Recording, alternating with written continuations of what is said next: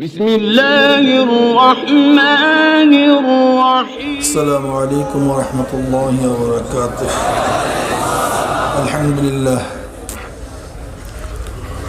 الحمد لله نحمده ونستعينه ونستغفره ونعوذ بالله من شرور أنفسنا.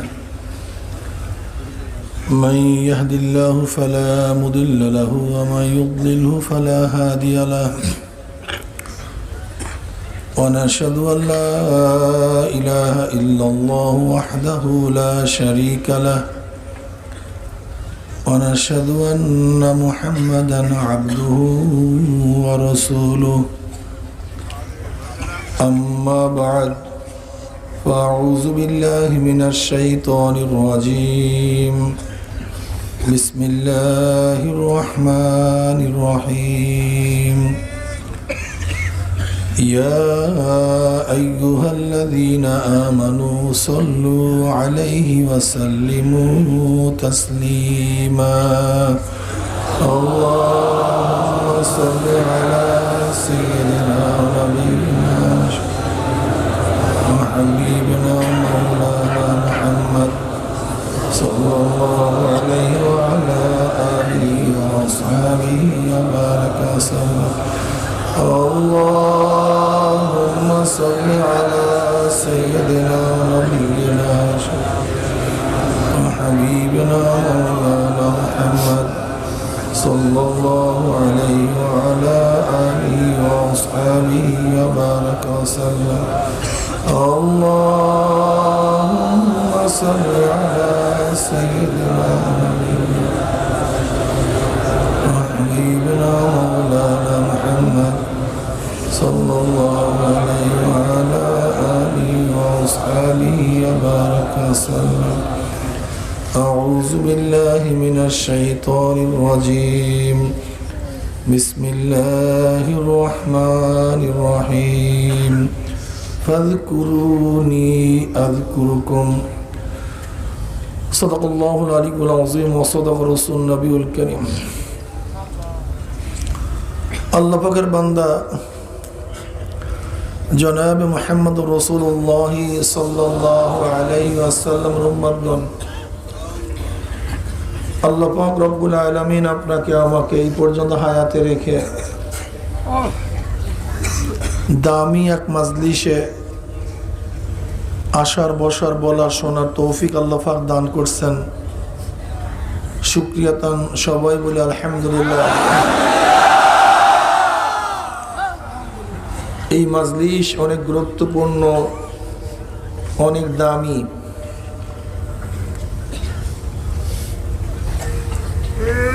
গোটা মাজলিসকে ফেরেশতারা ঘিরে ফেলেছে। অনবরত মাজলিস বা রহমত সাকিনা বর্ষণ হইতেছে। আল্লাহ পাক রব্বুল আলামিন মাজলিসকে কেন্দ্র করে ফেরেশতাদের মধ্যে আলোচনাও শুরু করছে। وعن أبي هريرة رضي الله تعالى عنه وعن أبي سعيد الخدري رضي الله تعالى عنه أنهما شاهد على رسول الله صلى الله عليه وسلم أنه قال لا يقعد قوم يذكرون الله تعالى إلا حفتهم الملائكة وغشيتهم الرحمة ونزلت عليهم السكينة وذكروا الله في من عنده رواه مسلم. যখন কোন সম্প্রদায় জিকিরের মাজলিসে বসিয়া যায়, গোটা এরিয়াকে ফেরেশতারা ঘিরে ফেলায়। অনবরত মাজলিস বা রহমত এবং সাকিনা বর্ষণ হইতে থাকে। আল্লাহ পাক রব্বুল আলামিন জাকিরিনদেরকে নিয়ে ফেরেশতাদের মধ্যে আলোচনা শুরু করেন।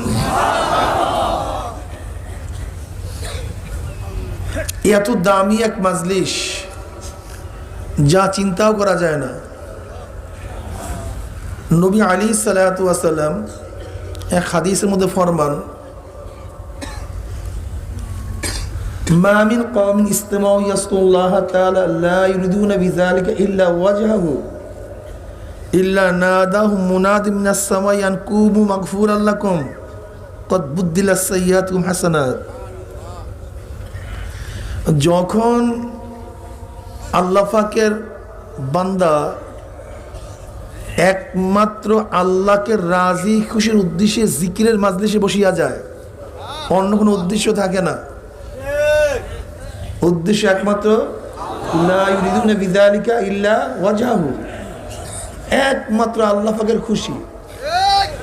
মানুষ আমাকে দরবেশ বলবে, মানুষ আমাকে কামেল বলবে, মানুষ আমাকে বুজুর্গ বলবে, আমাকে হাদিয়া তোহফা দিবে, সম্মান ইজ্জাত করবে, না, দুনিয়াবি কোনো উদ্দেশ্যে সে বসে নেই, একমাত্র আল্লাহকে রাজি খুশি করার উদ্দেশ্যে পড়ছে।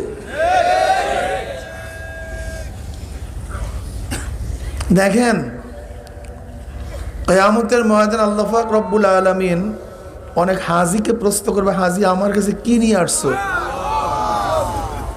বলবে আল্লাহ আমি রিক্সাওয়ালা ছিলাম, ঠেলাওয়ালা ছিলাম, 1 টাকা আটা না জোগাতে জোগাতে আমি তোমার বাইতুল্লাহ জিয়ারত করার জন্য আসছি। কত সাধনা করছি, কত চেষ্টা করছি, না খেয়ে টাকা জমাইছি, হজ করছি তোমাকে রাজি খুশি করার উদ্দেশ্যে। আল্লাহ পাক বলবে তোর বাহ্যিক অঙ্গ প্রত্যঙ্গ তো সবাই দেখছে, কিন্তু ভিতরের কলবটা কেউ দেখে না, ওইটা দেখছি আমি। ওখানে কার কোনো শেরকাত নেই, কার কোনো শেরকাত নাই, তোর কলবের খবর আমি রাখি। তুই তো হজ করছস, মানুষ তোকে হাজি বলবে এই উদ্দেশ্যে, মানুষ তোকে হাজি বলছে উদ্দেশ্য পূরণ। কাজে দুনিয়াতে যে উদ্দেশ্যে হজ করছো দুনিয়াতেই পেয়ে গেছো, আমার কাছে কিছু না। কি বুঝলেন? অনেক শহীদকে আল্লাহ পাক প্রশ্ন করবে, শহীদ কি নিয়ে আসছো? আল্লাহ তুমি দেখো নাই তোমার রাস্তায় গলা কাটাইয়া দিছি? বলে আমি দেখছি না, কোনো কিছু তো গোপন না, সবই তো দেখছি। তুই তো যুদ্ধ করছস, তোকে মানুষ নেতা, তুই যুদ্ধ করছস গনিমতের মাল অর্জন করার জন্য, নেতা হওয়ার জন্য, নেতৃত্ব পাওয়ার জন্য, তোর আলোচনা ছড়িয়ে পড়বে এর জন্য, তোকে মানুষ বীর বলবে। কি বলবে? কিলা ইয়া রাসূলুল্লাহ মান কাতালা লিল মাগনামে ওয়া মান কাতালা লিযিকর ওয়া মান কাতালা লিউরা মাকানা ফামান ফি সাবিলিল্লাহ।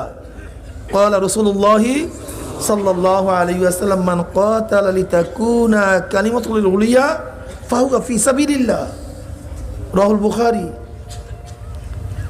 এক সাহাবী প্রশ্ন, ইয়া নবী আল্লাহ, কোন ব্যক্তি শহীদ হইছে গনিমতের মাল অর্জন করার জন্য, কোন ব্যক্তি শাহাদাত বরণ করছে তার অবস্থানকে ঠিক রাখার জন্য, কোন ব্যক্তি শহীদ হইছে, মারা গেছে, যেন তার নাম ছড়িয়ে পড়া আলোচিত হয়, সবাই বলে এত বড় বীর ছিল, যোদ্ধা ছিল, এইটা ছিল, সেইটা ছিল। ফামান ফি সাবিলিল্লাহ, যে কারণেই হোক না কেন, এর মধ্যে যেই ব্যক্তি, এই ব্যক্তিগুলি যেই কারণেই মারা যাক না কেন, এর মধ্যে কোন ব্যক্তি আল্লাহর রাহে শহীদ? বলে একজনও না, একজনও না। যে একমাত্র আল্লাহর জন্য, একমাত্র লা ইউরিদুনা বিযালিকা ইল্লা ওয়াজহাহু, অন্য কোনো উদ্দেশ্যে না, একমাত্র আল্লাহর উদ্দেশ্যেই জীবন দিবে সেই শহীদ। এছাড়া যুদ্ধের ময়দানে গলা কাটাইল, নিয়াতের মধ্যে গড়বড় থাকলে সে শহীদ হবে না। কিসের মধ্যে? কলবের মধ্যে গলতি থাকলে।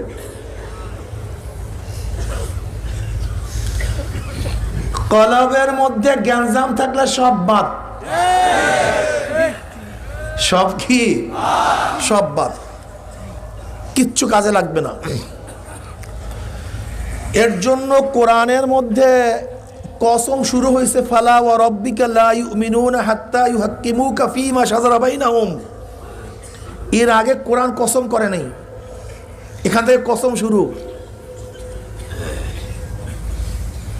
কোরআনের কসম শেষ, ওয়াল আসর ইন্নাল ইনসানা লাফি খুসর। এরপরে কোরআন কসম করে কোনো কথা বলে নেই, সমাপ্ত করছে। কসম কেন করা হয়, কারণটা কি? কসম করা হয় কথার গুরুত্ব বোঝাবার জন্য। তা আল্লাহ পাকের কথা তো কসম ছাড়াও সত্য। ওমান আস্তাকু মিনাল্লাহি কিলা, আল্লাহর চেয়ে সত্যবাদী কে আছে? আছে না কি গো? আল্লাহ নিজেই কয় ওমান আস্তাকু মিনাল্লাহি কিলা, আল্লাহর চেয়ে সত্যবাদী আবার কে আছে রে? আল্লাহ পাক কসম না কাটলেও তার কথা সত্য। কসম ছোট কাটে বড়র কাছে, যার অধীনস্থ সে কসম কাটে, যার অধীনস্থ সে কসম কাটে না। আসামি কসম কাটে, জজ কসম কাটে না। সন্তান কসম কাটে, বাবা কসম কাটে না। ছাত্র কসম কাটে, উস্তাদ কসম কাটে না। এর জন্য দেখবেন আসামি ইজলাসে ওঠার ইশার মানে টিকটিকিতে ওঠার আগে কসম করে, আল্লাহর কসম আমি শপথ করতেছি আমি মিথ্যা বলবো না। ঠিক না? বাবা তো ছেলের কাছে কসম কাটবে না, কিন্তু বাবা কসম কাটে কখন? যুক্তির কসম বাবা কাটে না, মোহাব্বতের কসম বাবা কাটে। কিসের কসম কাটে?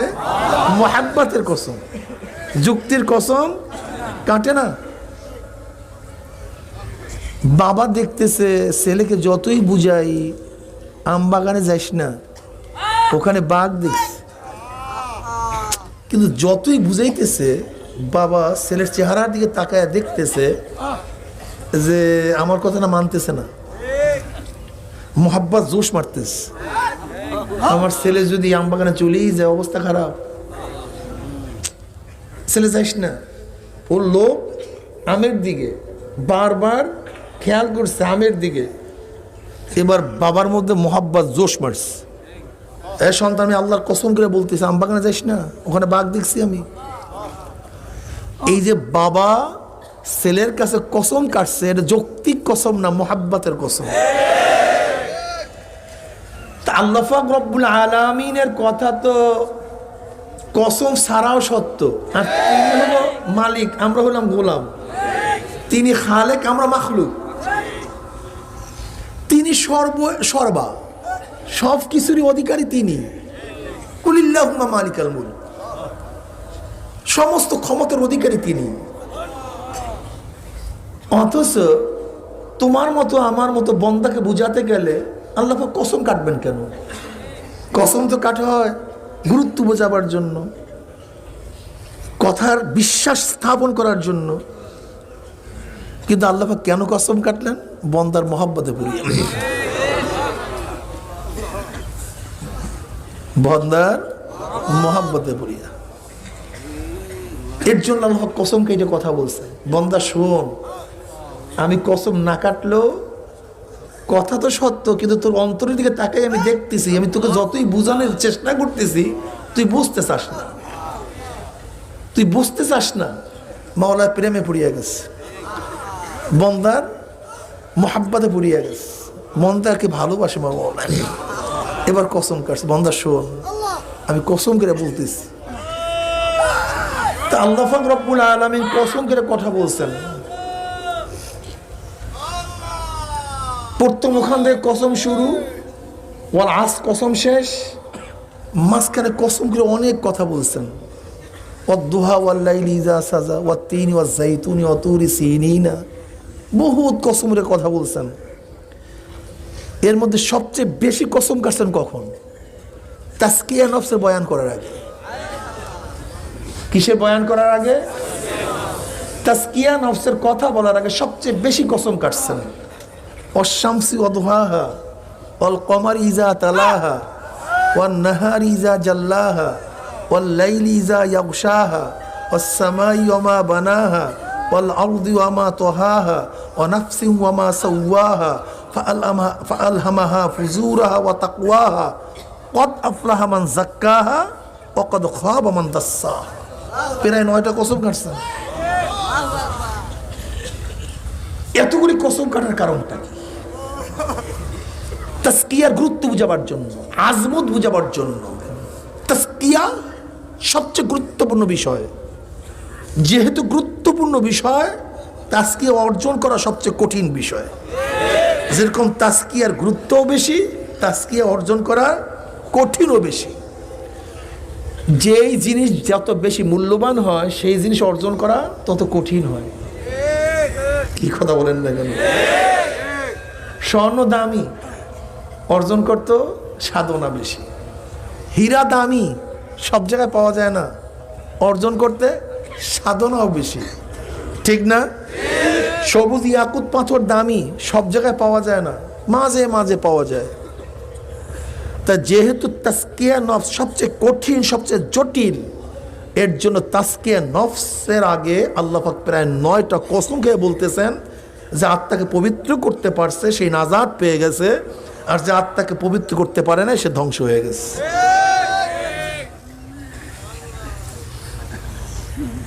খুব কঠিন মাসালা। এর জন্যই তাসকিয়া নফস সবচেয়ে কঠিন এবং সবচেয়ে জটিল এবং সবচেয়ে দামি। কি কথা ঠিক না? যে আত্মাকে পবিত্র করতে পারছে সে নাজাত পেয়ে গেছে, যে আত্মাকে পবিত্র করতে পারে নাই সে ধ্বংস হয়ে গেছে। এর জন্যই নবী আলী সাল্লাল্লাহু আলাইহি ওয়াসাল্লাম কি বললেন? রাজা'না মিনাল জিহাদিল আসগর ইলা জিহাদিল আকবর। আমি ছোট্ট যুদ্ধ থেকে বড় যুদ্ধের দিকে রওনা করলাম। তাসকিয়া নফস, আত্মাকে পবিত্র করা, শুদ্ধ করা, পরিষ্কার করা। কিসের থেকে? অপরিষ্কার থেকে। অপরিষ্কার কি? কেবের, রিয়া, হেরস, হব্বেজা, হব্বেমাল, এগুলি হলো অপবিত্র, কালি, ময়লা। কি কথা ঠিক না? এগুলিকে ধুইয়া মুইসা সেখানে একেবারে পবিত্রতা নিয়ে আসতে হবে। ইখলাসের সাথে ইবাদত করতে হবে। কিসের সাথে? ওমা উমিরু ইল্লা লিয়াবুদুল্লাহ মুখলিসিনা লাহুদ্দিন। ওমা উমিরু, আমি তোমাদের কোনো আদেশই করি নাই, কোন ইবাদতের আদেশ করিনি। ওমা উমিরু, কোনো আদেশ নেই, না নামাজ, না রোজা, না হজ, না যাকাত, না জিকির, না তেলাওয়াত, না দান, কোন ইবাদতের প্রয়োজন নেই। হ্যাঁ, নামাজ পড়বা ইখলাসের সাথে পড়তে হবে, রোজা রাখবা ইখলাসের সাথে রাখতে হবে, জিকির করবা ইখলাসের সাথে করতে হবে, বয়ান করবা ইখলাসের সাথে করতে হবে, তেলাওয়াত করবা ইখলাসের সাথে করতে হবে, দান করবা ইখলাসের সাথে করতে হবে, জিহাদ করবা ইখলাসের সাথে করতে হবে, হজ করবা ইখলাসের সাথে করতে হবে, আলেম হবা ইখলাসের সাথে হতে হবে। ইখলাসবিহীন নামাজ কোনো গুরুত্ব নেই। রোজা ইখলাসের সাথে কোনো দাম নাই। বসান না কেন? ইখলাসের সাথে রোজা দামি। কি কথা ঠিক না? আর ইখলাসবিহীন যত পাহাড় পরিমাণে ইবাদত হোক কোনো কাজে লাগবে না। আমি কথাটা বুঝাতে পারছি? এর জন্য তাসকিয়া নফস, তাসকিয়া নফস, আত্মাকে পবিত্র করা।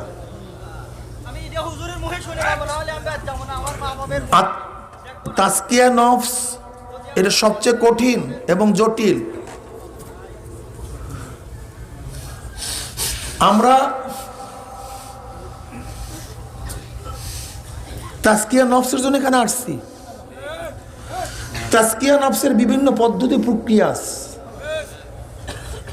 আছে কি নেই? শোনেন, তরিকা শব্দের অর্থ কি? রাস্তা, পন্থা, পদ্ধতি। সিস্তিয়া তরিকা, সিস্তিয়া তরিকা, সিস্তি পদ্ধতি। সাবরিয়া তরিকা, সাবরিয়া পদ্ধতি। বলতে পারেন হুজুর শরিয়ত তো এক, ইসলাম এক, কোরআন এক, আল্লাহ এক, এত পদ্ধতি পাইলেন কই? কি কথা বলেন না কেন? আপনারা তো ঝামেলা সৃষ্টি করছেন, কথা বলেন না কেন? তাহলে আমরা কি বলবো? কি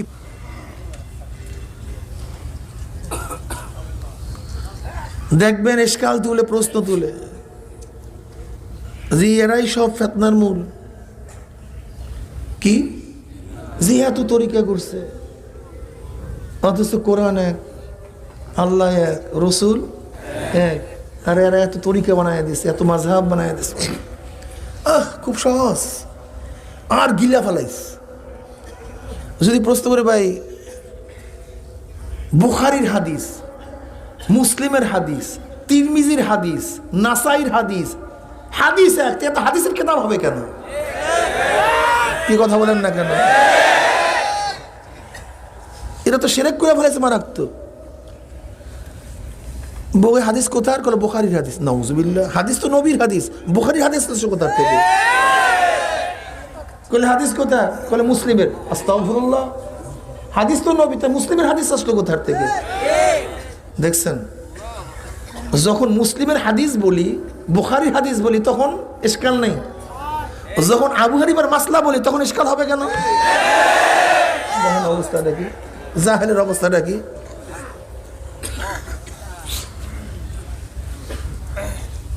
কিরে ভাই তুই মাদ্রাসায় কি লিখছ? বলি বৈজ্ঞানিক পদ্ধতিতে কোরআন শিক্ষা। হ্যাঁ, কি পদ্ধতি? মানে বৈজ্ঞানিক তরিকায় কোরআন শিক্ষা। তা কোরআন তো এক, নাদিয়া পদ্ধতি, নুরানি পদ্ধতি, বৈজ্ঞানিক পদ্ধতি। কি কথা বলেন না কেন? কিরাতুল কোরআন পদ্ধতি, তালিমুল কোরআন পদ্ধতি, আর কোরআন তো এক, এত পদ্ধতি কেন? আজ পর্যন্ত কোনদের প্রশ্ন শুনছেন যে নুরানি পদ্ধতির আপত্তি আসছে, নাদিয়া পদ্ধতির আপত্তি আসছে? কোরআন কার? দোকানে গিয়ে কি বলেন ভাই একটা নুরানি কোরআন শরীফ দেন, আগে না হয় কেন? না বুঝে খেলে না হয় না, কি গিয়ে বলেন কি ভাই নুরানি কোরআন শরীফ দেন, ভাই একটা হেফজ কোরআন শরীফ দেন, ভাই কলিকাতার সাফারা কোরআন শরীফ দেন। তো এত কোরআন বানাইলেন কই? মানে উদ্দেশ্য তো কোরআন শিক্ষা, তরিকা তো উদ্দেশ্য না। এক একজন গবেষক গবেষণা করে উদ্দেশ্য হলো তার কোরআন সহি করা। কেউ ভাবছে এই পদ্ধতিতে যদি সহি করা যায় ও ব্যক্তি তাড়াতাড়ি সহি করতে পারবে। কেউ মনে করছে এই পদ্ধতিতে যদি কাজ করা যায় কোরআন জলদি জলদি শিখতে পারবে। যদি এই এই এই এই এই এই পদ্ধতিতে কোরআন শিক্ষা দিলে আপত্তি না হয়, তো এই পদ্ধতি তাসকিয়া নফস করলে আপত্তি হবে কেন? তখন তোমার এত প্রশ্ন কেন? তোমার তাল্লা গরম কেন? কারণটা কি বাবা বলো? হ্যাঁ, যদি নবীর হাদিস হয় সেখানে বুখারীর হাদিসকে তুমি আসাহুল হাদিস বাদ কিতাবিল্লাহি বলবা, মুসলিমের হাদিস অনেক সহি, এই হাদিসের তরতিব এত সুন্দর, তখন তরতিব অনুযায়ী তুমি কোনো ইমামদের ইশকাল তুললা না, সনদের ব্যাপারে কোনো ইমামদের ইশকাল তুললা না, তার পদ্ধতির ব্যাপারে কোনো মুহাদ্দিস এইভাবে কিতাব শুরু করছে, কেউ এইভাবে শুরু করছে, কেউ এইভাবে শুরু করছে, কেউ এইভাবে তারতিব দিছে, কি কথা ঠিক না? কেউ কোনো ইশকাল তুললা না, কেউ তাফসীর এইভাবে লিখছে, কেউ এইভাবে লিখছে। কিন্তু যখনই তাসকিয়া নফসের কথা বলি, এই পদ্ধতিতে তাসকিয়া নফস করতে হবে, তখন ইশকাল তুলছে যে এত পদ্ধতি পাইলেন কই? আপনারা তো ইসলামকে ধ্বংস করছেন। বাস লাগাই দিছে।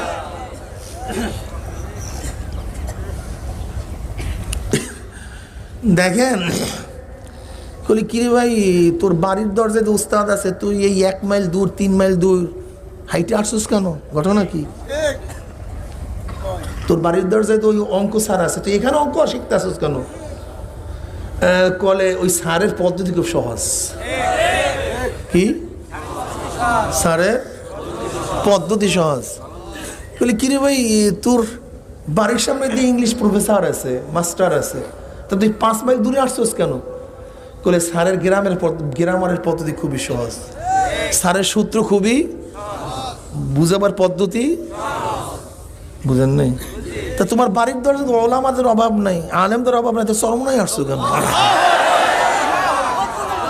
কথা বুঝাতে পারি না, ওই একই কাজ। চরমনাই আসছোস কেন? নাই আলেম ওখানে? বলে আছে, কোনো সন্দেহ নেই। এখন ওই দেখবেন আমাদের উপর এসকাল তুলে, যত তরিকা আছে এই তরিকার মধ্যে সহজ তরিকা লাগাই দিচ্ছে, বলে সহজ বানাই দিচ্ছে। আমাদের কেতার মধ্যে লেখা আছে না যে এত তরিকার মধ্যে সহজ তরিকা লাগাই দিচ্ছে, দেখছো এইটা নাকি সহজ তরিকা, সহজ তরিকা, সহজ সূত্র, এসকাল নেই। স্যারে সহজভাবে পড়ায়, প্রশ্ন নাই, সহজভাবে শিখায়, প্রশ্ন নাই। কিন্তু যখনই বলি সহজভাবে তাজকিয়া নফস করা হয়, বাস তার প্রশ্ন শেষ নেই। আমি কথাটা বুঝাতে পারছি? এর কারণটা কি? এর কারণটা কোথায়? নবী আলাইহিস সালাতু ওয়াস সালাম বসা, আবু জাহেল আসছে, আমার নবীকে দেখার সাথে সাথে বলতেছে, আবু জাহেল তোমার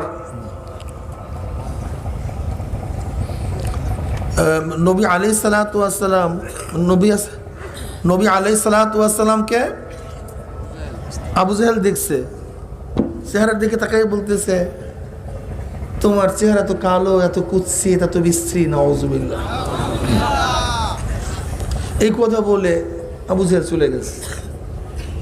কিছুক্ষণ পরে আবু বকর সিদ্দিক রাদিয়াল্লাহু তাআলা নবী এক জায়গায় আয়েশা বলছে, ইয়া নবী আল্লাহ, আপনার চেহারা এত সুন্দর, এত উজ্জ্বল, এত আকর্ষণীয়। কাল তুমি ঠিকই বলছো। আবু জাহেল যখন বলছে সে বলছে ঠিকই বলছে, আর আবু বকর যখন বলছে বলছে কি ঠিকই বলছে। যখন উপস্থিত সাহাবীরা বলছে, ইয়া নবী আল্লাহ, এটা কেমন কথা হলো? ওর কথাই বলছেন ঠিকই বলছো, এর কথা বলছেন ঠিকই বলছো, কারণটা কি? বলে দেখো, মানুষের কলবের ছায়া চোখের মধ্যে পড়ে। হ্যাঁ, যার চশমার যেই রং সে সেই রং দেখে, যার চশমার যেই রং সেই রং দেখে। আবু জাহেলের কলবটা কালো, কুৎসিত, বিশ্রী, ওই ছায়া পড়ছে চোখের মধ্যে, এর জন্য আমাকে সেই রং দেখছে। আর আবু বকরের কলব স্বচ্ছ, পরিষ্কার, এর জন্য সে আমাকে পরিষ্কার, সুন্দর, স্বচ্ছ দেখছে। তা ওদের কলবের মধ্যে হইল পচা, গান্দা। তাজকিয়ার নফসের আলোচনাই নাই, তাজকিয়ার খবরই নাই। বাদ দেন ওদের কথা। বর্তমান কওমিয়া মাদ্রাসার ছেলে, কওমি মাদ্রাসার আলেম, তাদের অবস্থা দেখলে পাগল হয়ে যাবেন। যদি আপনি দেখবেন কোন কওমিয়া মাদ্রাসায় গিয়া, কোন কওমি মাদ্রাসা, অনেক সব কথা বলতেছে, সবসময় মনে রাখবেন আমি কিছু কিছুর কথা বলতে চাই, কোনো সময় সব উদ্দেশ্য না, এটা সবসময় মনে রাখবেন। কিছু কিছু মাদ্রাসায় গিয়া আপনি যদি একটু কান্নাকাটি করেন নামাজের মধ্যে, দেখবেন সব পোলাপানে এরকম তাকাই থাকবে যে এবার আজিব সিস কোথার থেকে দুনিয়াতে আসছে, কিন্তু এই জগতের লোক না, তুই জগতের লোক না, এই জগতের লোক আসতো কোথার থেকে? দেখবেন সব উস্তাদ সব ভিড় করে আপনার দিকে তাকায় থাকবে, এ তো ভিন্ন জগতের এক লোক, ভিন্ন জগতের লোক, কওমিয়ান। অথচ সাহাবায়ে কেরাম রিদওয়ানুল্লাহি তাআলা আলাইহিম আজমাইনদের ঘটনা কালকে বলছে। উমর ইবনে খাত্তাব রাদিয়াল্লাহু তাআলা সামনের কাতারে কান্নাকাটি করতেন, তার কান্নার আওয়াজ পিছনের কাতার থেকে শুনতে পাওয়া যেত, পিছনের কাতার থেকে, পিছনের কাতার থেকে। আরে ভাই, আলিয়া কলেজ টলেজ বাদ, এখন বর্তমান যুগে সবচেয়ে হকপন্থী আমাদের প্রতিষ্ঠান, আমি সেই কথা বলতেছি। সেখানে গিয়া যদি আপনি নামাজের মধ্যে কান্নাকাটি করেন, দেখবেন তারা ভিন্ন জগতের লোক হিসেবে আপনার দিকে সবাই তাকায় থাকে, যে জগতের লোক না।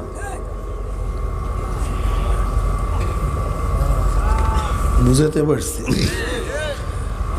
অসত রশিদ আহমদ গঙ্গি রহমত হালাত কি, কাসেম নাজুর রহমতুল্লাহ হালাত কি, তাদের অবস্থানটা কি চিন্তাও করা যায় না।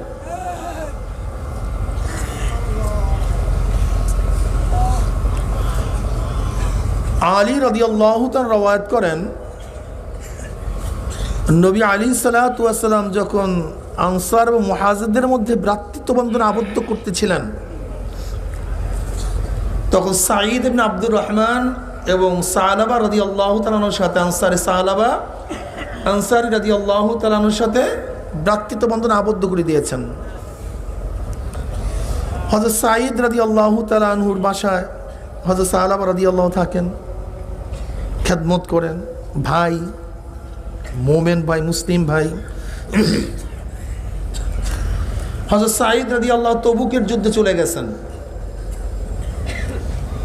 সালাবা আনসারী রাদিয়াল্লাহু তাআলা আনহু তিনি পরিবার পরিজনকে দেখাশোনা করতেছেন, কাঠ কাটিয়ে আনেন, পানি আনেন, সেবা শুশ্রূষা করেন। একদিন যখন পানি নিয়ে আসছেন পর্দার আড়ালে, হঠাৎ শয়তান তাকে বলতেছে, পর্দা উঠায় দেখো না ভিতরে কি, দেখো ভিতরে কি। সালাবা রাদিয়াল্লাহু তাআলা আনহু পর্দা উঠালেন। সাঈদ ইবনে আব্দুর রহমান রাদিয়াল্লাহু তাআলা স্ত্রী খুবই সুন্দরী সুশ্রী ছিল, তাকে দেখার সাথে সাথে সহ্য করতে পারলেন না, দৌড়ে স্পর্শ করলেন। অমনি সাঈদ রাদি স্ত্রী বলতেছে, তুমি তোমার ভাইয়ের হেরেমের মর্যাদা রক্ষা করতে পারলা না, তুমি কি করতেছো? অমনি তার হুশার্স। এবারে হায় আফসুস, আমি কি করলাম, আমি কি ভুল করলাম, আমার কি হবে, আমার কি উপায়। শুরু হয়ে গেছে। এবার কাঁদতে তওবা করতে আফসোস করতে পাহাড়ে চলে গেছে। সেখানে বসে শুধু কান্নাকাটি করতে, হায় আফসোস, আমার কি হবে, আমি কি করলাম, আমার উপায় কি, আল্লাহ আমাকে মাফ করবে কি না, আমার কিয়ামতে কি উপায় হবে, পুলসিরাতে কি উপায় হবে, শুধু আফসোস করতেছে, কাঁদতেছে। যখন তবুকের যুদ্ধ থেকে সবাই ফিরে আসছে, সবার সাথে সাক্ষাৎ করার জন্য আসে, কিন্তু সাঈদ রাদিয়াল্লাহু তাআলার ভাই তো আসে না। বাড়িতে এসে জিজ্ঞাসা করছে, কই আমার ভাই কই, সে আসে না কেন? করে সে তো আপনার হেরেমের মর্যাদা রক্ষা করতে পারে নাই, সে তো পাপের মধ্যে ডুব দিছে, কোথায় আছে সে? বলে দেখেন কোথায় আছে। খুঁজতে পাহাড়ের কিনারায় গেছে, গিয়া দেখে সেখানে কান্নাকাটি করতে, চিল্লাচিল্লি করতেছে, পেরেশান অবস্থায় আছে। তাকে দেখার সাথে সাথে মাথা নত করে ফেলাইছে। বলে ভাই চলো, নবী আসছে, তার সাথে দেখা করতে যাই। বলে না, আমি যাব না, আমি চেহারা উন্মোচন করতে পারবো না, আমি মাথা উঠাতে পারবো না। না, তোমাকে যেতেই হবে। বলে হ্যাঁ, আমি যাইতে পারি, যদি কয়েদির মতো আমাকে হাতে পার মধ্যে শিকার লাগাই নিতে পারো, তাহলে আমি যাইতে পারি। তাই করা হইল, হাত পার মধ্যে শিকার লাগাইয়া নিয়ে আসছে। তার একটা মেয়ে ছিল খানসা এসে বলতে, চলেন আমরা ওমরের কাছে যাই, দেখি সে আপনার তওবা কবুল করে কি করে না। ওমর ইবনে খাত্তাব রাদিয়াল্লাহু তাআলার কাছে গেছে। যাওয়ার পরে তিনি বলছেন, আমি তো এই অপরাধ করিয়া ফেলাইছি, আমাকে কি মাফ করবেন? তওবার দরজাকে খোলা আছে।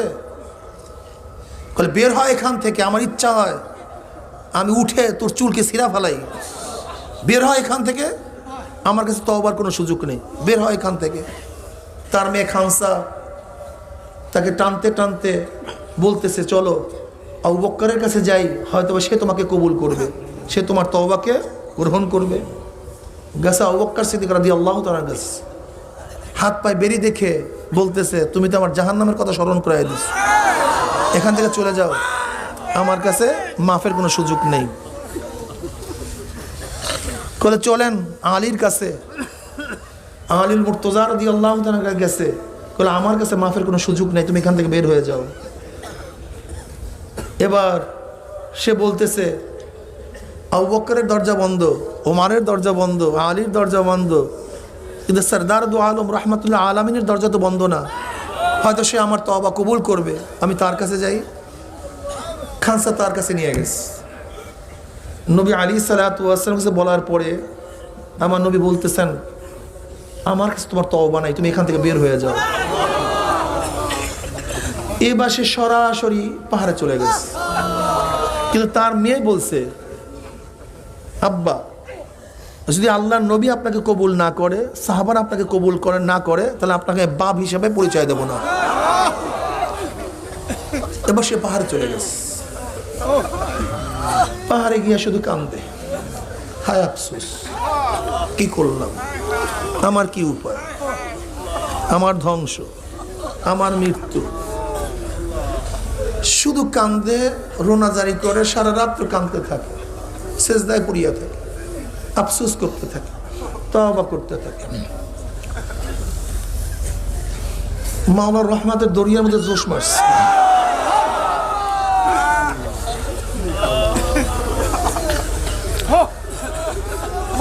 রহমানের দরিয়ার মধ্যে রহমতের জোশ মারছে।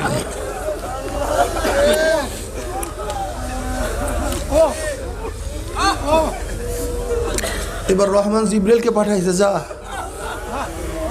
গিয়ে আমার নবীকে বল আসমান কে বানাইছে, জমিন কে বানাইছে, তোমাকে কে বানাইছে, প্রশ্ন কর। জিব্রাইল আলাইহিস সালাতু ওয়াস সালাম আসছে, সালাম দিছে, বলছি ইয়া নবী আল্লাহ, আল্লাহ পাক প্রশ্ন করছে আসমান কে বানাইছে, আপনি না আল্লাহ? বলে আমি কেন, আল্লাহ। বলে জমিন কে বানাইছে, আপনি না আমার মাওলা?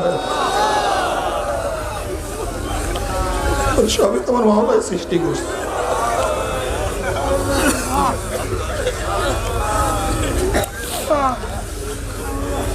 সব কিছু আমার মাওলার সৃষ্টি।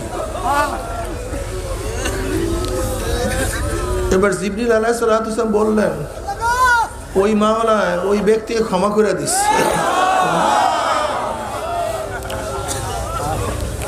নবী আলাইহিস সালাতু ওয়াস সালাম বললেন, তোমার ভাই সাহাবাকে কি আনতে পারো? হযরত আবু বকর ওমর রাদিয়াল্লাহু দাঁড়ায় গেছে, বলে আমরা আনবো। হযরত সালমান ফারসি রাদিয়াল্লাহু তাআলা আলীল মুর্তজা রাদিয়াল্লাহু দাঁড়ায় গেছে, আমরা আনবো। নবী আলাইহিস সালাতু ওয়াস সালাম আবু বকর এবং ওমরকে ইজাজত দিলেন না, সালমান ফারসি রাদিয়াল্লাহু তাআলা এবং আলী রাদিয়াল্লাহু ইজাজত দিলেন, তোমরা তোমার ভাইকে খোঁজ করে নিয়ে আসো এবং এই সুসংবাদ জানায়া দাও। সালমান ফারসি রাদিয়াল্লাহু তাআলা আনহু আলী রাদিয়াল্লাহু তাআলা খোঁজে বের হইছে। খুঁজতে খুঁজতে এক রাখালের সাথে দেখা। তারা প্রশ্ন করছে, ভাই আল্লাহর নবীর কোন সাহাবী কি দেখছো? বলে জাহান্নাম থেকে যে ভেগে আসছে এরকম কোন ব্যক্তিকে তালাশ করতে আসছেন নাকি? বলে হ্যাঁ। বলে অপেক্ষা করুন, সন্ধ্যার সময় পাহাড়ের ওই কিনারায় আসবে, আসিয়া সারা রাত তো চিল্লাইতে থাকে।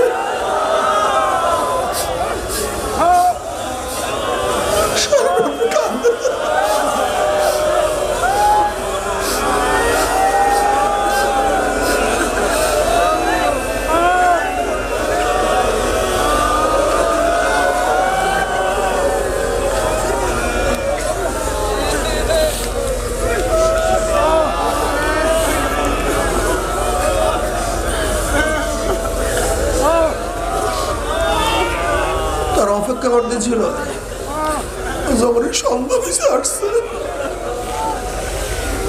আসিয়া সেজদায় পড়ছে, আফসোস আমার কি হবে, আমার ধ্বংস, আমাকে মাওলা মাফ করবে, আল্লাহ তুমি আমাকে ক্ষমা করে দাও, মাফ করে দাও, আমার কি উপায় হবে? এবার তারা গিয়া নবী আলাইহিস সালাতু ওয়াস সালামের সালাম পৌঁছাইছেন, বলছেন ভাই মাওলা তোকে মাফ করিয়া দিয়েছে। নবী তোমাকে নেয়ার জন্য পাঠায়া দিয়েছে। এবার তিনি প্রথম বলতেছে আমার পেয়ারা নবী কেমন আছে তাই আগে বলো।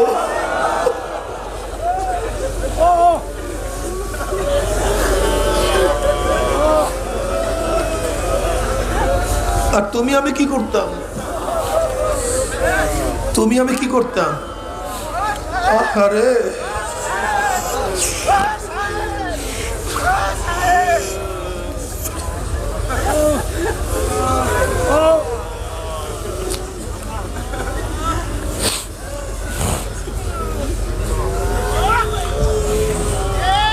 ও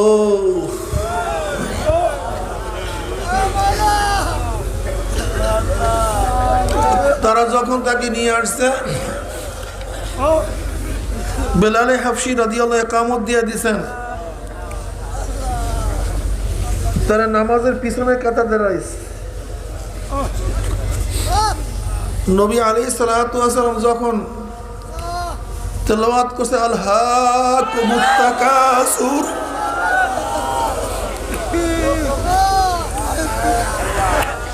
একটা চিল্লান দিস, প্রাচুর্য সব ধ্বংসর মূল। যখন তেলাওয়াত করে হাত্তা যুরতুল মাকাবির, এই আয়াত তেলাওয়াত করার সাথে সাথে চিল্লান দিয়ে বেহুশ হইয়া দুনিয়ার থেকে বিদায় হয়ে গেছে।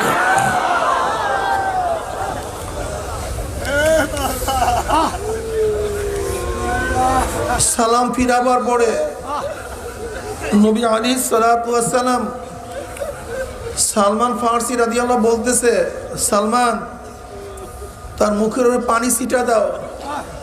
কলিয়া নবী আল্লাহর সাথে দুনিয়ার থেকে বিদায় হয়ে গেছে, দুনিয়াতে নাই। এর মধ্যে তার মেয়ে খানসা আসছে। কলিয়া নবী আল্লাহ আমার বাবা কই? বলে খানসাকে ভিতরে নিয়ে যাও। গিয়া দেখে চাদর মুড়ানো,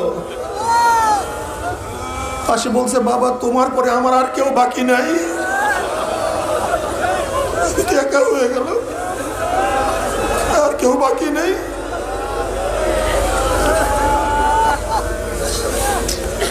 এবার নবী আলাইহিস সালাতু ওয়াস সালাম বলেন, খানসা তুমি কি এটা পছন্দ করো যে ফাতেমা তোমার বোন হবে, আমি তোমার বাবা হব?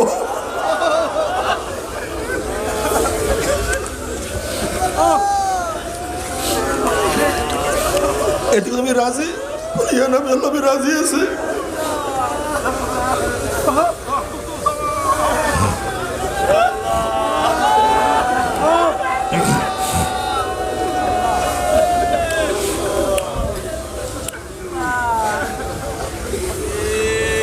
এবার নবী আলাইহিস সালাতু ওয়াস সালাম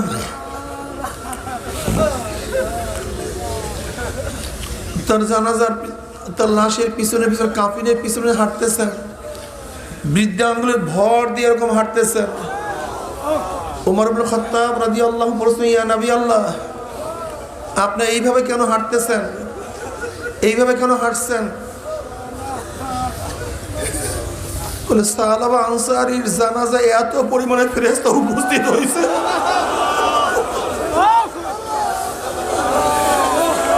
والذين إذا فعلوا فاحشة أو ظلموا أنفسهم ذكروا الله ومن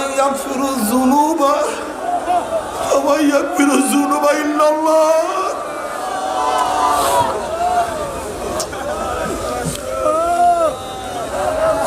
আমার মাওলা দয়াবান মাওলা, আমার মাওলা মেহেরবান মাওলা,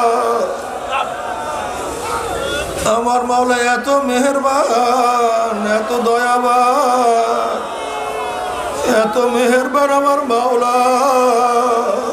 আল্লাহ قل يا عبادي الذين أسرفوا على أنفسهم لا تقنطوا من رحمة الله إن الله يغفر الذنوب جميعا। আয় বান্দা, বান্দা আয়,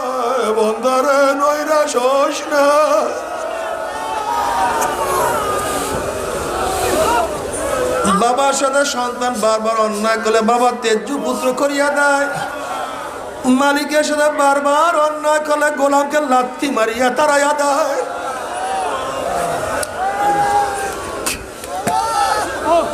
স্বামী শুধু বারবার স্ত্রী অন্যায় করলে তালাক দিয়া দেয়, বন্ধুর সাথে বন্ধু বারবার অন্যায় করলে সম্পর্ক শেষ করিয়া দেয়। আর আমার মাওলা এত মেহেরবান, এত দয়াবান, আমরা বারবার অন্যায় করার মাওলা ডাক বলা বন্ধা নৈরাশ হইস না বন্ধ রে, আল্লাহ আল্লাহ রে বাবারে যারা চোর মনে আসছো তওবা করার মতো তওবা করো। আর মনে বলো মাওলা রে গুনাহ খাতা মাফ না করাইয়া বিদায় দিও না। আল্লাহ আল্লাহ আমাদের সবাইকে মাফ করিয়া দাও, সবাইকে ক্ষমা করিয়া দাও।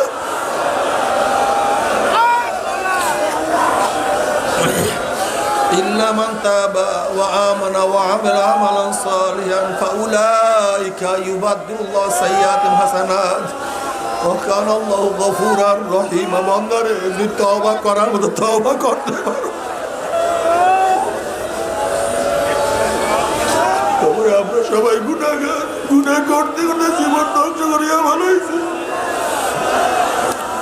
গুনার কোনো শেষ নাই, কোনো সীমা নাই।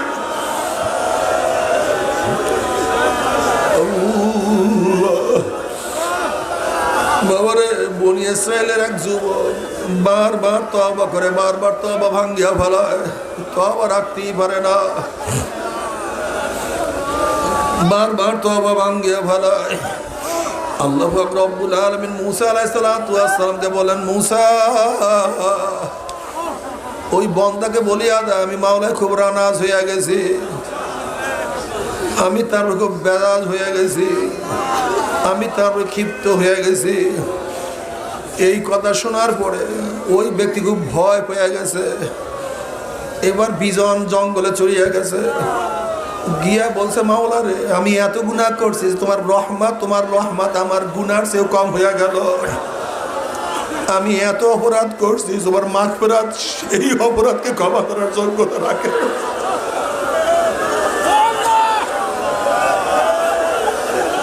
তোমার রহমতের দরিয়া কি শুকাইয়া গেছে, তোমার মাগফিরাতের ভান্ডার কি বন্ধ হয়ে গেছে? আমার গুনাহ তোমার চেয়েও বড় হয়ে গেছে আল্লাহ।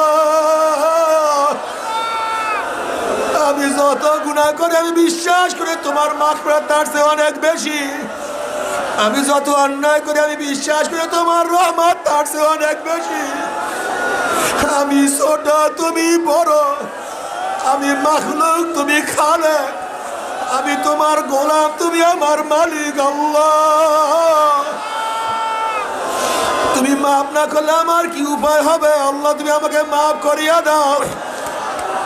অমনি আমার মাওলা পাক রব্বুল আলামিন মুসাকে বলছে, মুসা রে তুই আমার বন্দাকে সুসংবাদ দিয়া দে, ও যত গুনাহ করছে আমি মাওলা সমস্ত গুনাহ মাফ করিয়া দিছি আল্লাহ। যেহেতু আমার সিফাতের উপরে আলোচনা করছে, আমি রহমান, আমি রহিম, আমি গফফার, আমি সত্তার, আমি মালিক, আমি সামাদ। আমারে তওবা করার মতো তওবা করো, যদি তওবা করার মতো তওবা করতেই পারো, আমার মাওলা কত মেহেরবান মাওলা। ওমর ইবনে খাত্তাব রাদিয়াল্লাহু তাআলা আনহু একদিন রাস্তা দিয়ে হাঁটতে আছেন, হঠাৎ এক যুবকের দিকে লক্ষ্য করছেন, যুবকের হাতে একটা বোতল দেখা যায়, মনে হয় মদ হবে। হযরত ওমর ইবনে খাত্তাব রাদিয়াল্লাহু তাআলা কত বড় শানদার লোক ছিলেন সবাই আমরা জানি। আর যুবক মদের বোতল নিয়ে তার সামনে পড়িয়া গেছে, এখন যুবকের অবস্থা কি হইতে পারে? ওমর ইবনে খাত্তাব রাদিয়াল্লাহু যুবককে লক্ষ্য করিয়া তার দিকে চলতে আছে। এখন যুবকের কলিজার অবস্থা কি? আজকে আর উপায় নাই, আজকে আর মুক্তি নাই। এবার যুবক প্রকাশে কাঁদতেও পারে না, কিন্তু কলবটাকে আমার মাওলার সাথে লটকায় দিয়েছে। মাওলারে ওয়াদা করছি, যদি আজকে উমরের হাতের থেকে আমাকে রক্ষা করো, জীবনে আর মদ পান করবো না, কোনদিন মদের স্পর্শ করবো না, তুমি আমাকে মাফ করিয়া দাও। কলম তো মাওলার সাথে লটকাইয়া দিছে, মাওলা দোয়া কবুল করিয়া ফেলাইছে। ওমর ইবনে খাত্তাব রাদিয়াল্লাহু যুবকের কাছে গিয়া বলে, যুবক তোর হাতে কি? বলে আমার হাতে সেরকা। ওমর ইবনে খাত্তাব রাদিয়াল্লাহু যখন ওই বোতল উদ্বুদ্ধ করছে, ফালাইছে, দেখে বোতলের মধ্যে মদ নাই, গোটা মদ সেরকা হইয়া গেছে। আল্লাহ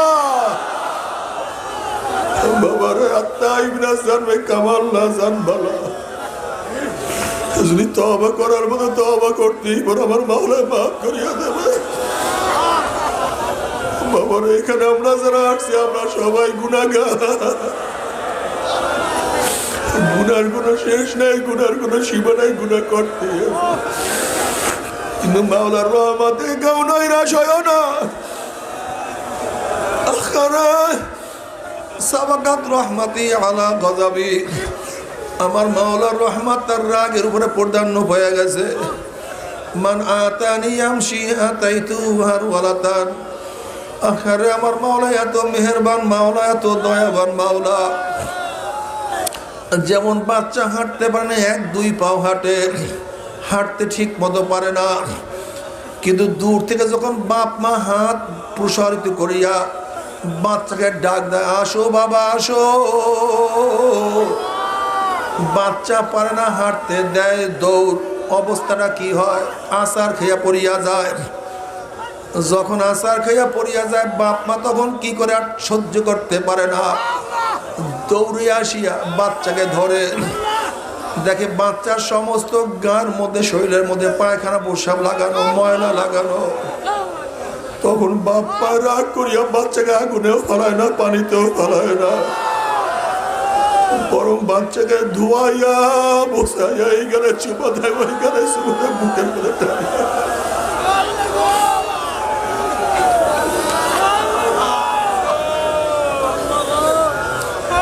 আমার মাওলা রহমান, আমার মাওলা রহিম, আমার মাওলা গফফার।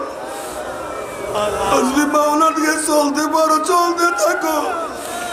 যদি চেষ্টার মতো চেষ্টা করতে পারো, চেষ্টা করতে করতে করতে করতে মৃত্যু আছাড় খাইয়া পড়িয়া যাইতে পারো।